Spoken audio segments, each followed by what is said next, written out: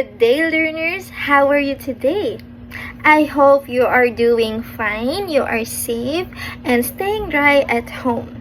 Since our class were suspended because of heavy rains, we will have our online class. And before we start, let's have a prayer first. Please bow your heads and let us pray. Dear Jesus, please show me how to spend this day sharing your love in every way. Help me to be kind to everyone, to play and laugh and have lots of fun, shining your light and giving your grace, sharing your joy with a smile on my face. Angel of God, my guardian dear, to whom God's love commits me here. Ever this day be at my side, to light and guard, to rule and guide. Amen.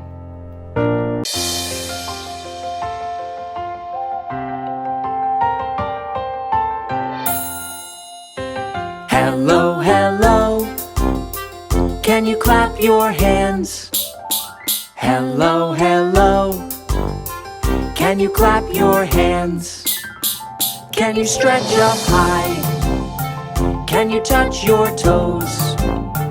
Can you turn around? Can you say hello? Hello, hello. Can you stamp your feet? Hello, hello. Can you stamp your feet? Can you stretch up high? Can you touch your toes? Can you turn around? Can you say hello? Hello, hello. Can you clap your hands? Hello, hello. Can you stamp your feet? Right, good job everyone. Now, can you say hi? Hi! Very good. Now, do you know what day today? Today is Tuesday. Good job. And are you happy today? If you're happy, can you clap your hands? Good job. Can you say hooray? Hooray! Very good. Today is Tagalog time. Now, it's your time to speak in Tagalog, okay? Alright. Ngayon po, ay matutunan natin ang letrang U. Ay ang panghuling letra sa ating patinig. Ano nga ulit ang ating mga patinig? Meron tayong A, E, I, O, U. Panghuli ang letrang U or ang titik U. Noon, magpapakita si teacher ng mga larawan na nagsisimula sa letrang U. Umpisahan natin sa... alam mo kung ano yan? Magaling. Ito ay ubas. O sa English, ito ay grapes. Sunod. Alam mo kung ano yan? Yan ay ulan. Magaling. Yan ay ulan. Yan ay yung nararanasan natin ngayon. Ang tag-ulan. At yan, alam mo kung anong hayop yan? Yan ay isang usa. Magaling. Ito ay isang unan. Or in English, it is a pillow. Good job. Next, ang pangalawa ay ang ube. Or in English, it is yam. Okay, good job. Next, ito naman, alam nyo kung ano yan? Yan ay isang or tinatawag na uling. Or in English, it is a charcoal. Next, yan. Alam mo kung ano yan?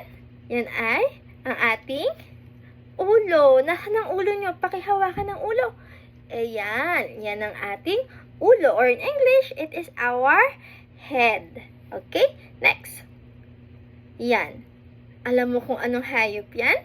Yan ay isang uod. Or in English, it is a worm. Saan natin makikita ang uod? Sa lupa. Opo. Next. Yan po. Alam nyo kung ano yan? Yan ay isang ulap. Or in English, it is a clouds. Opo, yan ay isang ulap. Okay? Tayo ay dadako sa ating activity. Handa na ba kayo? Okay. Sabihin nyo lamang kung ano ang nasa inyong screen. Okay? Tagalog lamang ang inyong isasagot. Maliwanag? Alright, simulan na natin. Una, itong larawan na ito. Natatandaan mo ba kung ano yan? Yan ay isang unan. Very good. Yan ay unan. Pangalawa, yan. Ano kayang hayop yan? Yan ay isang uod. Very good. Pakisabi nga, uod. Very good. Next. Anong prutas ito? Ito ay isang ubas. Very good. Isang ubas. Next. Ayan. Anong pagkain yan? Yan ay isang ube. Very good. Isang ube. Next. Ayan. Alam mo kung ano yan? Yan ay isang ulap. Magaling. Yan ay ulap. Sunod. Yan kaya. Alam mo kung ano yan? Yan ay isang uling. Good job. Uling. Opo. Next. Yung hayop na yan. Alam mo kung ano po yan? Yan ay isang usa. Very good. Isang usa. And panghuli, anong parte ng ating katawan iyan? Yan ay ating ulo. Magaling! Good job! Okay, ngayon naman tayo ay dadako kung saan magbabasa tayo ng mga salitang nagsisimula sa letrang U. Okay? Susundan nyo lamang ang mga salitang aking babanggitin. Or pwede rin po kayong magpatulong sa inyong mga mommy or daddy. Maliwanag? Okay. Una, ulap. Ulap. Pakiulit nga. Okay. Next. Ulo. Ulo. Pakiulit nga. Okay. Next. Usa. Usa. Pakiulit nga. Alright. Next. Ulan. Ulan. Pakiulit nga. Alright. Next. Uling. Uling. Pakiulit nga. Alright. Next. Ubas. Ubas. Pakiulit. Okay. Next. Ube. Ube. Pakiulit nga. Okay. Next. Unan. Unan. Pakiulit nga. Okay, good job. Next, uod. Uod. Pakiulit nga. Okay, good job. Maliwanag na ba sa inyo ang mga salitang nagsimula sa letrang U? May natutunan ba kayo?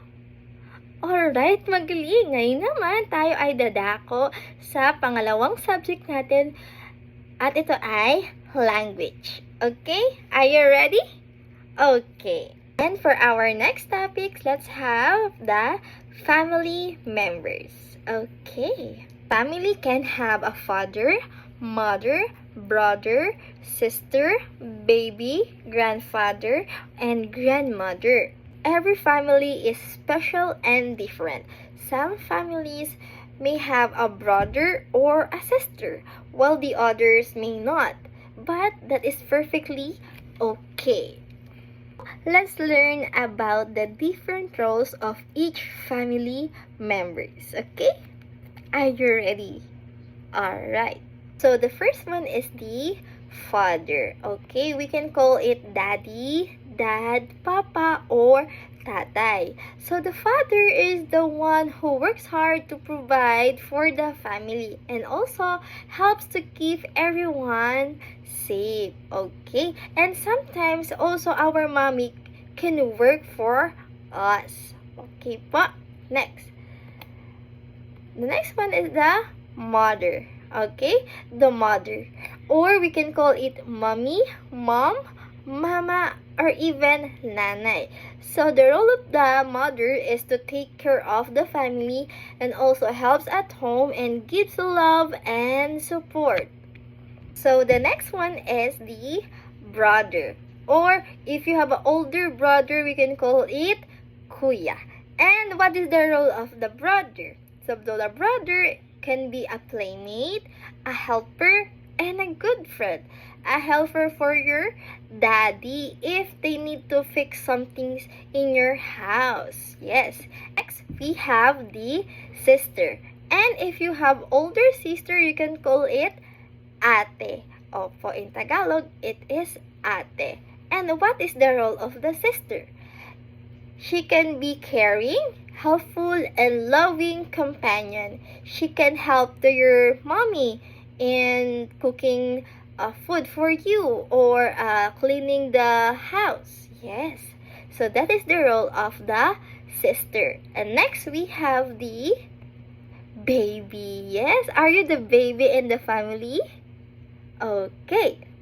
So what's the role of the baby? The baby needs to love, care, and protection from the family because the baby is the youngest member of the family. Okay. So for the next one, we have the grandfather. Or in Tagalog, we can call it lolo or tatay. So grandfather may be the father of your daddy or a father of your mommy. And what is the role of your grandfather? The grandfather shares love, stories, and wisdom with the family. Okay, and the last member of the family is the grandmother. Or in Tagalog, we can call it lola or nanay. It can be mother of your mommy or mother of your daddy. And the role of grandmother is to give love, care, and also teach us many things. So those are the family members. Now let's have our last activity for this day.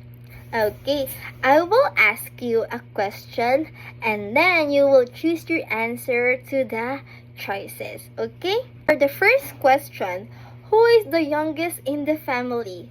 The daddy or the baby? What's the answer? It is the baby. Good job. Okay, next question. Who can cook food for the family? Is it your mommy or the brother? What's your answer? The answer is mommy. Very good. And for the last question, who loves and cares for you? Is it your toys or your family? What's your answer? The family. Good job, everyone. Very good. Now it's time to answer your worksheets. And after that, we will sing our goodbye song. On? Great job. Okay, now it's time to say goodbye. Thank you for today, and I hope you learned and had fun to our lesson for today. And see you tomorrow. Goodbye, class.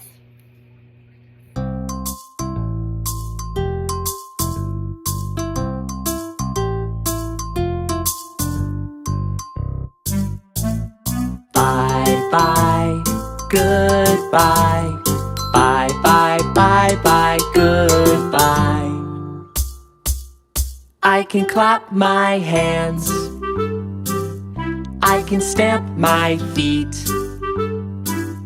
I can clap my hands, I can stamp my feet. Bye bye, goodbye.